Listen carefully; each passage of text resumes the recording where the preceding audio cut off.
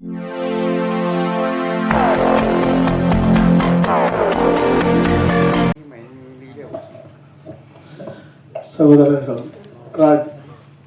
சிவராஜ் அவர்கள் இயக்கி பூவன் மதீசன் அவர்கள் இசையமைத்து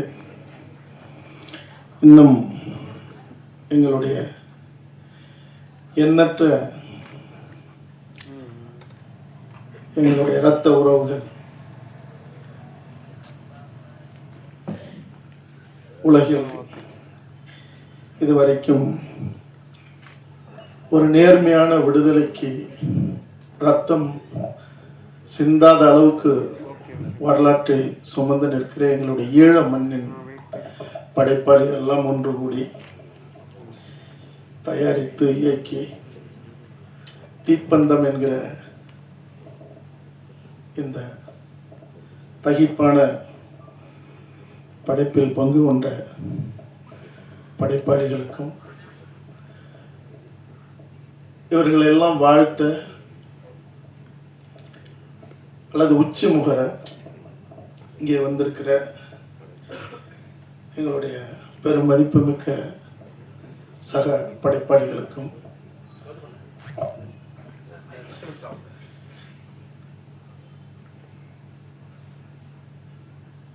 நம்மளுடைய ஈழ மண்ணிலிருந்து வந்திருக்கிற இந்த படைப்பெல்லாம் பார்த்து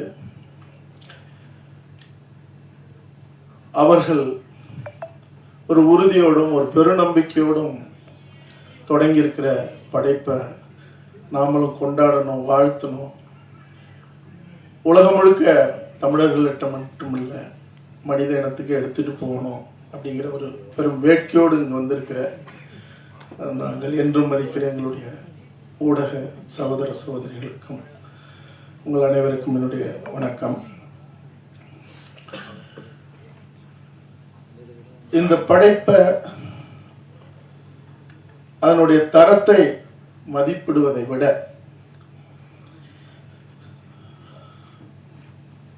அவர்களுடைய பேரிழப்பை, அவர்களுடைய வலிய, அவர்களுடைய நிலமிழப்பை, உயிரிழப்பை எல்லாத்தையும் தாண்டி அவர்களுடைய மானம் இழப்பை அவர்கள் இப்பொழுதுதான் சொல்ல தொடங்கியிருக்காங்க. இது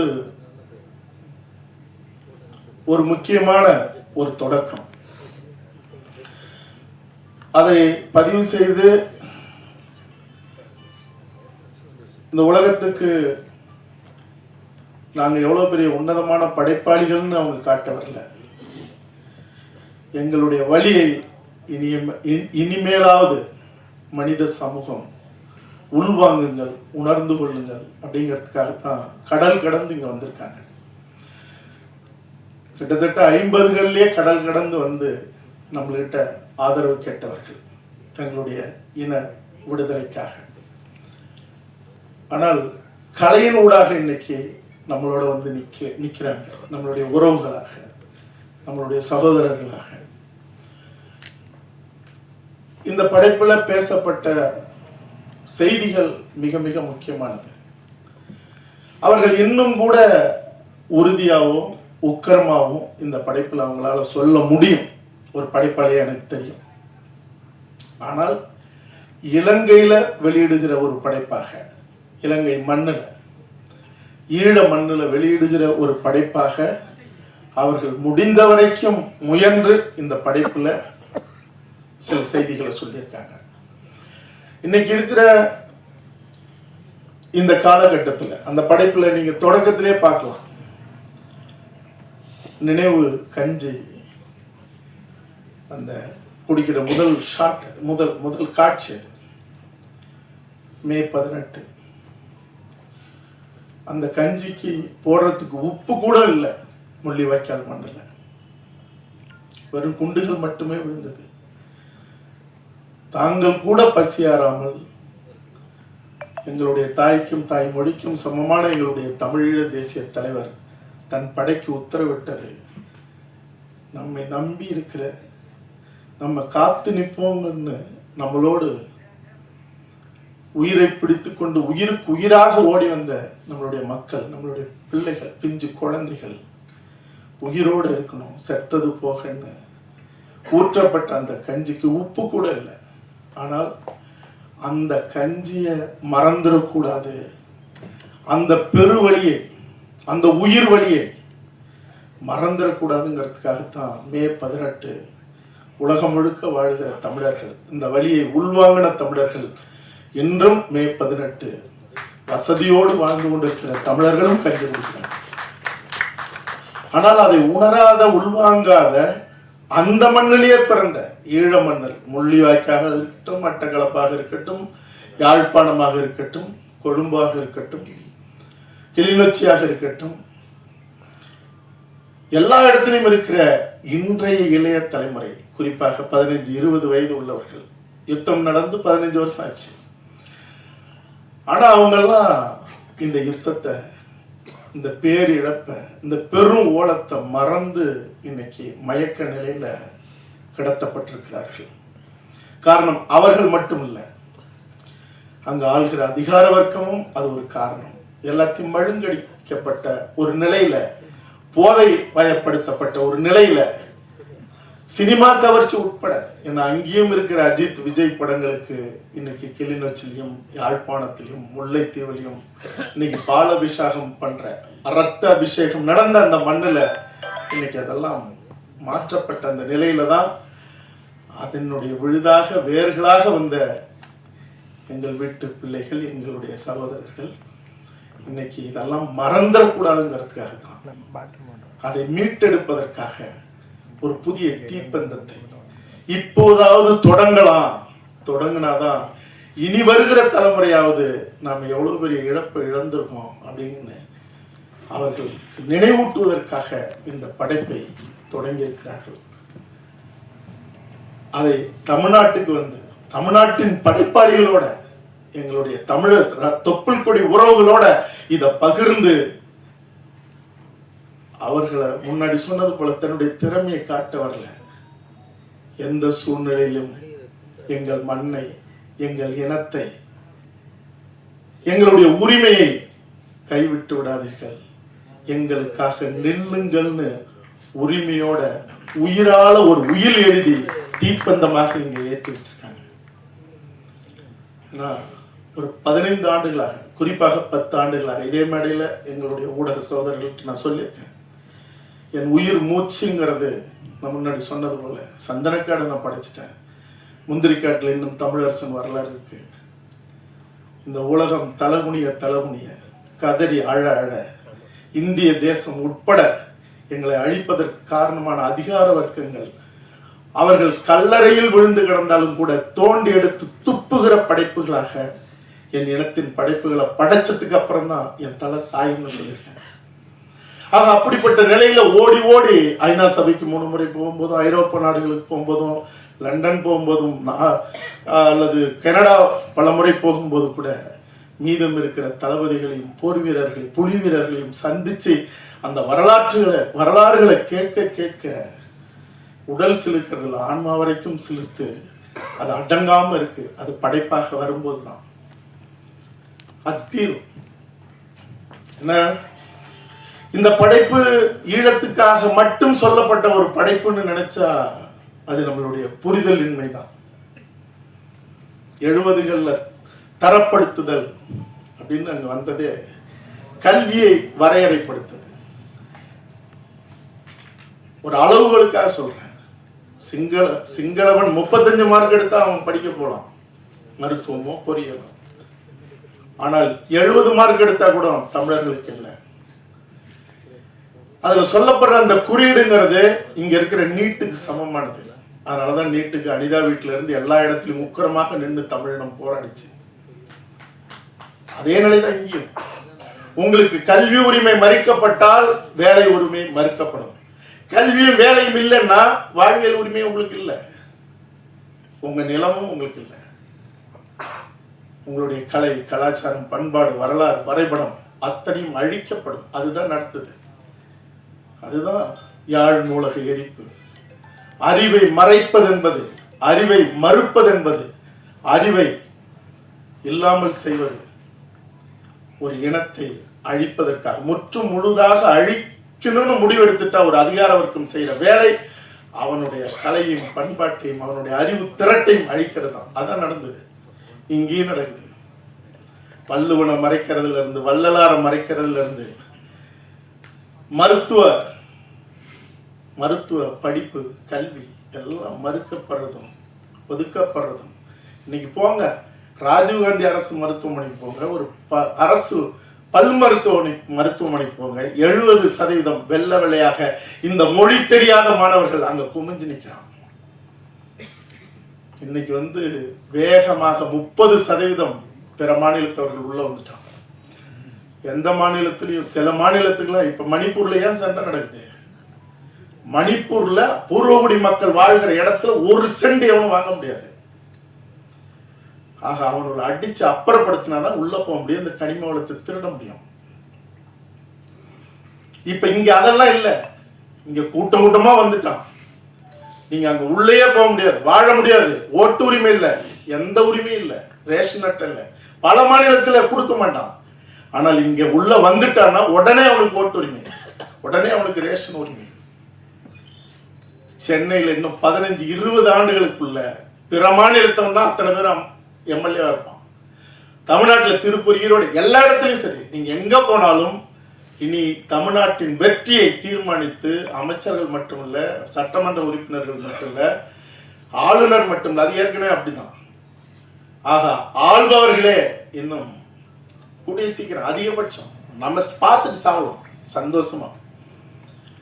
ஆக இந்த படைப்பா தான் சொல்லுது, இந்த படைப்பா அது சொல்லுதுங்கிறத புரிஞ்சுக்கணும். அவர்களை மட்டும் காப்பாற்றுங்கள், எங்களை காப்பாற்றுங்கள், எங்களை மட்டும் காப்பாற்றுங்கள்னு அவங்க வரல.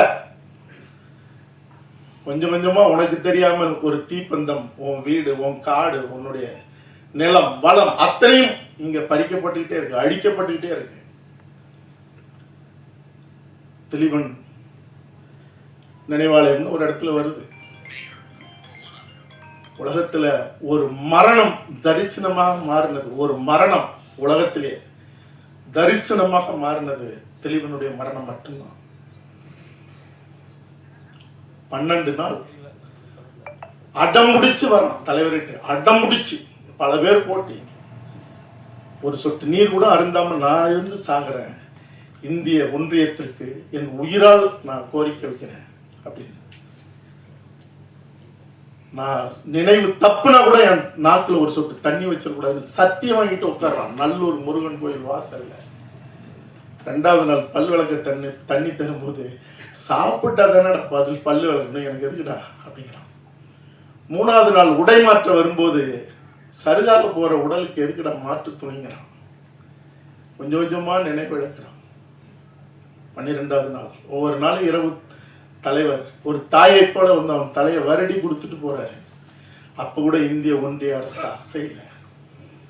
லட்சோப லட்ச மக்கள் இந்த நல்லூர் முருகன் கோயில் வாசல்ல கதறாங்க. அவன் மூச்சு செத்து போயிட்டானான்னு 8வது நாள் 9வது நாள்லாம் மருத்துவர் வந்து போகும்போதெல்லாம் அலறுது கூட்டம். மருத்துவர் திரும்பி நின்று பயமில்லை, இறப்பு நிகழல, சாகலைன்னு சொல்லும் போதுதான் ஆசுவாசப்பட்டிருக்கு. இரவு பகல்னு இப்படி கடந்து 12வது நாள் எந்த அசைவும் இல்லாத சருகா கிடக்கிற அந்த திலீபனை மருத்துவர் வந்து பார்க்கிறார். மறுபடியும் மக்கள் அந்த நெஞ்ச அடிப்பு, கதறதுக்கான முந்தைய நிலை, முருகனையும் அவனையும் வேண்டி அப்படி தகிப்போட நிற்கிற அந்த நொடிகள் வந்து கையை பிடிச்சு பார்க்கிறார். மக்கள் கத்துறதுக்கு தயாராகிறாங்க. ஆனால் அந்த மருத்துவர் வச்சுட்டு தலை வழியா அப்படி வந்து திலீபனுடைய காலை தொட்டு ஒரு மருத்துவன் கும்பிடுறான். நல்லூர் முருகனோடு சேர்ந்து அலறுது லட்சக்கணக்கான அந்த மக்கள். ஒரு மரணத்தை ஒரு மருத்துவன் அவன் காலை தொட்டு வணங்கி அறிவிச்ச ஒரே மரணம், ஒரு தரிசனம், அது திலீபன் அந்த பச்சை படுகொலையாக. அது வெறும் மரணம் இல்லை. அவன் சொன்ன ஒரு வார்த்தை, அவன் சொன்ன ஒரே ஒரு வார்த்தை, நான் போறேன், நிச்சயம் என் தலைவனும் என் சக வீரர்களும் தளபதிகளும் இந்த தமிழீழத்தை மீட்டெடுப்பார்கள். விடுதலை பெற்ற தமிழீழத்தை நான் வானத்திலிருந்து பார்ப்பேன் அப்படின்னு சொன்னான். கண்கள் மின்ன, மகிழ்ச்சி பொங்க, உட்காரத்துக்கு முன்னாடி நான் மேலிருந்து பார்ப்பேன் விடுதலை பெற்ற தமிழீழத்தை அப்படின்னு. அந்த நம்பிக்கை, அந்த சொல், அந்த மரணம் இன்னைக்கு உலகம் முழுக்க வாழ்கிற தமிழர்கள், தமிழீழத்தில் வாழ்கிற இளைய தலைமுறை அல்லது அங்க இருக்கிற தமிழர்கள், தமிழ்நாட்டில் இருக்கிற தமிழர்கள், அவன் சொல்லிட்டு போன அந்த வார்த்தைக்கு நம்பிக்கையாக நாம் வாழ்ந்தோமா? எவ்வளவு பெரிய குற்றவாளி! எதிரிகள் அழிப்பான், துரோகிகள் காட்டி கொடுப்பான். ஆனா அந்த தலைவனையும், அந்த மண்ணையும், அந்த வீரத்தையும், அந்த பேரிழப்பையும் உள்வாங்கின உலகம் முழுக்க வாழ்கிற தமிழர்கள், தமிழினம் என்ன செய்யுது? ஏன் இந்த கவலை அவங்களுக்கு? லண்டன்ல நான் பார்த்திருக்கேன். ஒரு வீட்டில் தங்கியிருக்கும் போது ஒருத்தன் ஆங்கிலமே பேச மாட்டான், ஒரு பையன். அவங்க அப்பா என்னை கூப்பிட்டு அறிமுகப்படுத்துறாரு. அவன் ஒரு ஒரு நெளிந்த புன்னகையோட அப்படின்ட்டு போயிட்டான். என்னடா இங்க வாடான்னு கூப்பிடுறாரு. எத்தனை இடத்துல நெகிழ்வான சம்பவங்கள், அது வேற. அவன் சொல்றான், தேவையில்லாத சண்டைப்பட்டு ஒரு இனத்தை அழிச்சுட்டீங்கிறான். உங்களுக்குலாம் எதுக்கு சண்டை? திரும்பவும் அழிக்க போறீங்களா? தமிழிடமான ஒண்ணு வேணாம், வேலையை பாருங்க. அங்க பார்த்தது அதே இடத்துல அந்த கஞ்சி குடிக்கிறது என்ன உப்பு இல்லாத கஞ்சின்னு அவன் விளையாட போனான்ல. இந்த நிலை உலகம் முழுக்க இருக்குது. அப்ப இந்த இழப்ப, இந்த வலிய, அதாவது உலகம் தோன்றின காலத்துல 36 ஆண்டுகள் மழை பெஞ்சதா சொல்றாங்க ஒரு அறிவியல் செய்தி. அதுலதான் 3 பங்கு கடலும் 1 பங்கு நிலமும் உருவானதா சொல்லுது. இந்த உலகம் உருவான காலத்துல இருந்து எத்தனையோ சண்டைகள் நடந்திருக்கு ஒரு இனம் விடுதலை அடைய. ஆனா எந்த மண்ணிலையும் இவ்வளவு ரத்தம் சிந்தல, இவ்வளவு நேர்மையான போராட்டம் நடக்கல.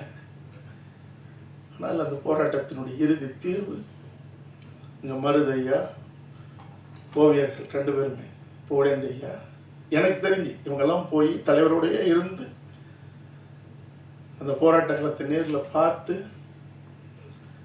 வந்தவங்க. இறுதி காலகட்டத்தில் என்னுடைய சந்தனக்காடு படைப்பை பார்த்துட்டு என்னை அழைக்கிற நேரத்தில் அங்கே போர் உக்கிரமாயிடுச்சு. போக முடியல, கடைசி வரைக்கும் போகல.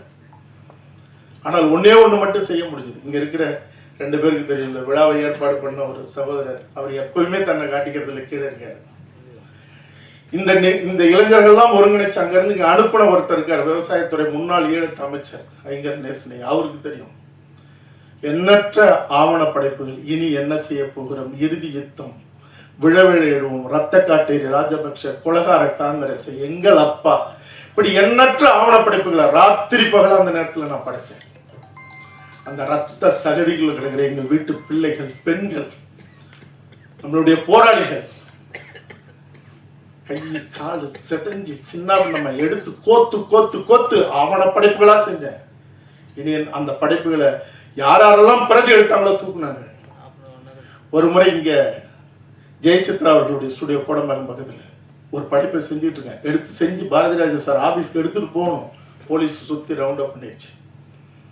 அதை மீறி இப்போ அவங்க 2 பேரும் லண்டன்ல இருக்காங்க. அதில் ஒரு சகோதரர் யோகன், இன்னொருத்தர், அவங்கள வர சொல்லி போலீஸ், நல்ல வேலை அது ஒருத்தர் தெலுங்குக்காரர் அங்கே இருந்தார், ஜெயசித்ரா வந்து அவரு இல்லை இது வேற, இது கலைஞர் டிவிக்காக ஒரு ப்ரோக்ராம் எடிட்டிங் நடக்குதுன்ட்டு. அப்போ இருந்த ஆட்சி அவங்க ஆட்சி. அப்படியே வெளியில போனாங்க, இல்லாட்டினா சுற்றி வளைச்சிருந்தா அன்னைக்கு தூக்கியிருப்பாங்க. எதுக்குன்னா அப்படியெல்லாம் பெரும் பதட்டத்தோட எடுத்துட்டு வந்து ஒரு டிவிடியை கொடுத்து வேற ஒரு பக்கம் அனுப்பிவிட்டு இன்னொரு டிவிடி அங்கே எடுத்துட்டு போகிறோம். அங்கே எல்லாம் செல்வமணி சார், வடிவேலு, அவங்க எல்லாம் உட்காந்துருக்காங்க.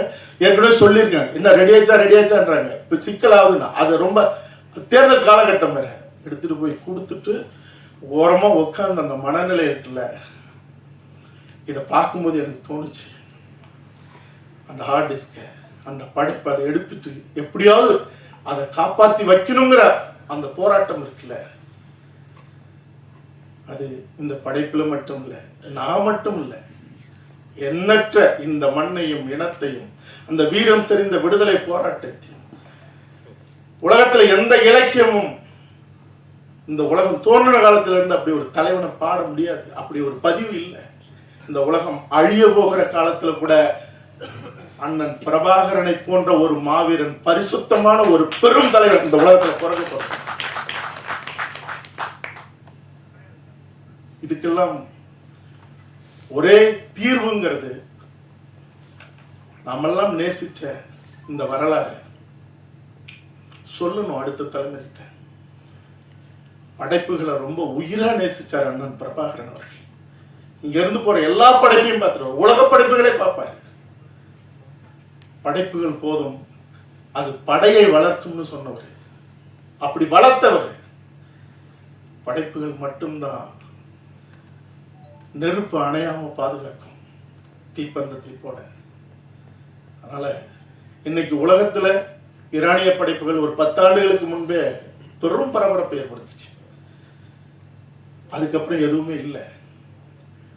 நாளைக்கு உலகத்தை ஆட்டி படைக்கிற படைப்புகள் அல்லது சம்பவங்கள், வரலாறுகள், வீரம் செறிந்த எத்தனையோ நிகழ்வுகள், எத்தனையோ தளபதிகள், உலக சினிமாவை மட்டும் இல்ல உலகத்தையே உளிக்கெடுக்கிற படைப்புகள் கொட்டி கிடக்கிற இடம் எதுனா எங்களுடைய ஈழ மண். அதனால ஒரு பக்கம் அது அறவழி போராட்டமாக இருக்கலாம். இந்த உலகம் பாராமுகமாக போனால் நான் சொல்றேன், மீண்டும் அந்த மண்ணில் ஒரு யுத்தம் தொடர்வதை, அந்த யுத்தத்தின் மூலமாக அந்த இனம் விடுதலை அடையதை இந்த உலகத்துல எந்த அதிகார வர்க்கத்தாலும் தடுக்க முடியாது. 15 ஆண்டுகள் கடந்துருச்சு. யுத்தம் தான் நடக்கணும், சத்தம் தான் அங்க கேட்கணும், ரத்தம் தான் அங்க வடியணுங்கிறது ஒரு காலமும் அறம் சுமந்த எந்த தமிழும் ஏற்க மாட்டான். எனக்கும் அந்த எண்ணம் இல்லை. ஆனா இந்த உலகம் வேடிக்கை பார்க்க 34 நாடுகள் சேர்ந்து அடிச்சு சிதைச்சு முடிச்ச அந்த மண்ணுக்கான நீதியை இந்த உலகம் தரலன்னா அது இயற்கை வழிகாட்டும், அது வேற வழியே இல்லை. அப்படி ஒண்ணு நடந்தா அது தமிழனை சாராது, அந்த பழி இந்த உலகத்தை தான் சாரும். அது ஒரு பக்கம்னா இன்னொரு பக்கம் படைப்புகள், கலையின் மூலமாக எந்த இரும்பு கதவையும் அடிச்சு உடைச்சு உருக்கி சாம்பலாக்கி கொண்டு போய் நிறுத்துற அல்லது அதுக்கான தீர்வை தருகிற இன்னொரு களம் எதுனா அது படைப்பு களம். அது கவிதையா இருக்கலாம், காட்சியா இருக்கலாம், திரைப்படமாக இருக்கலாம். ஆக இப்படி ஒரு தீப்பந்தத்தை ஏந்தி தொடங்கி வச்சிருக்கிற என்னுடைய இரத்த சொந்தங்கள், என்னுடைய சகோதரர்கள் அத்தனை பேருக்கும் என்னுடைய மனம் நெகிழ்ந்த நன்றிகளையும் வாழ்த்துக்களையும் சொல்லி இணைஞ்சு நிற்போம். எல்லாத்திலையும் வாழ்த்துக்கள். நன்றி, வணக்கம்.